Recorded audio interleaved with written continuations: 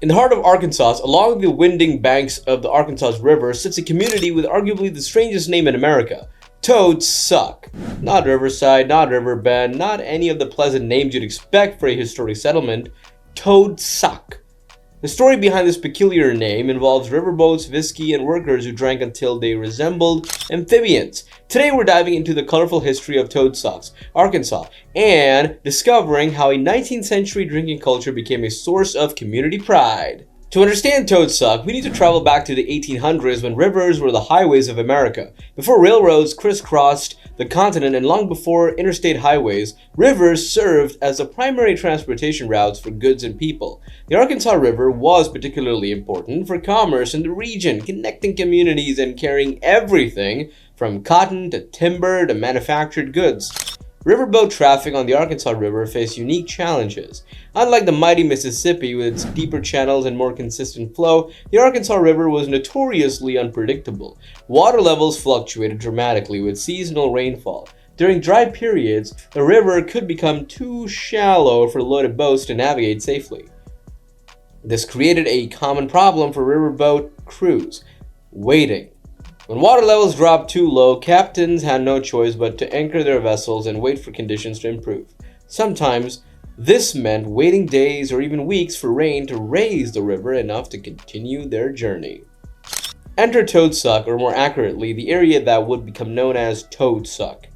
At a bend in the Arkansas River in what is now Conway County, a small settlement emerged specifically to serve as these standard riverboat workers. Like many river towns of the era, it consisted of a landing, a store, and most importantly, a tavern. This tavern would become central to the community's identity and its memorable name. Riverboat work was grueling. Crews spent long hours loading and unloading cargo, maintaining vessels, and navigating treacherous waters. The work was physically demanding, often dangerous, and paid modestly. When forced to wait for river conditions to improve, these workers had little to do and even less money to do with it. The tavern at Toad Suck became their refuge. Here, workers could escape the boredom of waiting, the heat of Arkansas summers, and the frustrations of their trade. And like sailors, throughout history, they drank. They drank heavily, enthusiastically, and according to local legend, prodigiously. Now we arrive at the moment you've been waiting for. How exactly does a place end up being called Toad Suck? According to local tradition, the name emerged from the observations of more sober residents watching the riverboat workers' drinking habits. The workers would arrive at the tavern and proceed to, in the colorful language of the time, suck on bottles until they swelled up like toads. This vivid description captures both the quantity of alcohol consumed and the physical transformation that accompanied it. After hours of drinking, the workers would become bloated, their faces flushed and puffy, their bellies distended. To observers, they resembled toads that had puffed themselves up, a common defensive behavior in actual toads. The suck part of the name refers to drinking directly from bottles, a common practice in frontier taverns. Unlike today's bars with their carefully measured pours and variety of glassware, 19th century drinking establishments often served liquor straight from the bottle. Workers would literally suck on bottles of whiskey, rum, or whatever spirits were available. The name stuck, as memorable names tend to do. What likely started as a disparaging or humorous observation by locals became the community's official designation. By the time maps were being drawn and postal routes established, Toad Suck was Toad Suck, and no amount of civic pride would change it. It's worth noting that similar colorful names emerged throughout America's frontier regions. During this period, communities were often named for local incidents, characteristics of early settlers, or memorable events. The difference is that most of these names eventually got changed to something more dignified, not Toad Suck.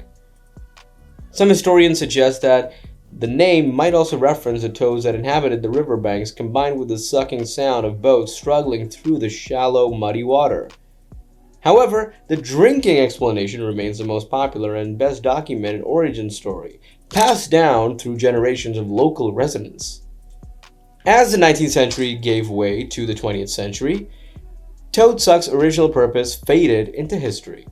The rise of railroads dramatically reduced river traffic, Steamboats that once dominated the Arkansas River became increasingly rare. By the early 1900s, most cargo passengers traveled by rail rather than water.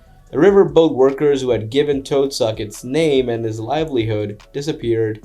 The tavern that had been the community's centerpiece closed. The landing fell into disuse. Toad Suck became a little more than a crossroads, a place name on maps that prompted questions and laughter, but represented no real community to speak of.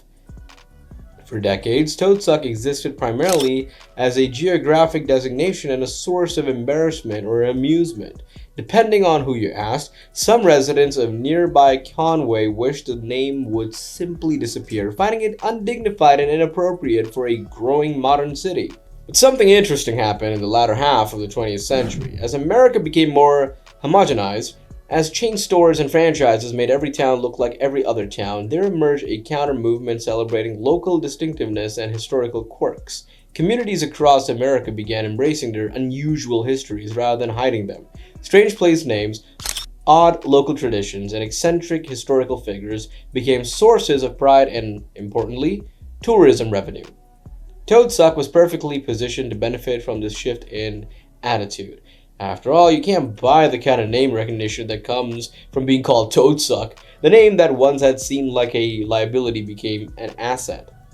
In 1982, the community made a decision that would transform Toad Suck from a historical footnote into a regional attraction. They would celebrate their bizarre heritage with an annual festival, Toad Suck Daze.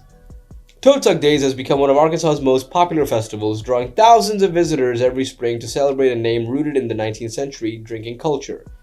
The festival embodies a uniquely American approach to history, takes something potentially embarrassing, adds self-aware humor, family-friendly activities, and community spirit, and transform it into celebration. Held annually in Conway, which absorbed the Toad Suck area as it grew, the festival features toad races as its centerpiece event. Yes, actual toads racing each other. Or more accurately, being encouraged to hop in a general direction of a finish line. Participants name their toads, cheer them on, and compete for prizes and bragging rights. Beyond toad racing, the festival includes live music, craft vendors, food booths serving regional specialties, and activities for children. There's a deliberate effort to make the event family-friendly, transforming the adult-oriented drinking culture that inspired the name into something suitable for all ages. The irony isn't lost on organizers or attendees.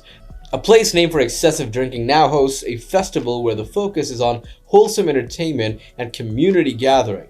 The original Toad Suck Tavern served whiskey to stranded riverboat workers. Modern Toad Suck Daze serves funnel cakes to families from across Arkansas and beyond. This transformation reflects changing American attitude towards alcohol and public behavior. What was once accepted or even celebrated drinking culture is now reimagined through a nostalgic, sanitized lens. The festival has also become economically significant for Conway. Thousands of visitors mean hotel bookings, restaurant visits, and shopping at local businesses. Toad Suck Daze generates substantial revenue for the community, proving that sometimes the strangest assets are the most valuable. Media coverage of the festival regularly appears in regional and sometimes national outlets. The name alone guarantees attention. Travel writers love quirky Americana, and Toad Suck delivers. The festival has inspired merchandise, from t-shirts to bumper stickers to refrigerator magnets. People purchase these items partly as souvenirs, but also as conversation starters. Wearing a Toad Suck Daze shirt invites questions, allowing the wearer to share the story and spread awareness further. Toad Suck's journey from riverboat landing to modern festival site illustrates how American communities can transform even their most unusual historical elements into sources of identity and pride. The riverboat workers who drank themselves into toad-like states never imagined their behavior would be commemorated over a century later with an annual celebration. Yet here we are, in an era where Toad Suck stands not as an embarrassment but as a beloved piece of Arkansas culture. This speaks to something fundamental about American culture, our willingness to laugh at ourselves, to find joy in the absurd, and turn historical oddities into shared celebrations. So the next time you encounter an unusual place name, don't just laugh and move on. Dig deeper. Behind every strange name is a story, and behind every story is a community that chose either to hide that history or, like Toad Suck, to fully embrace it.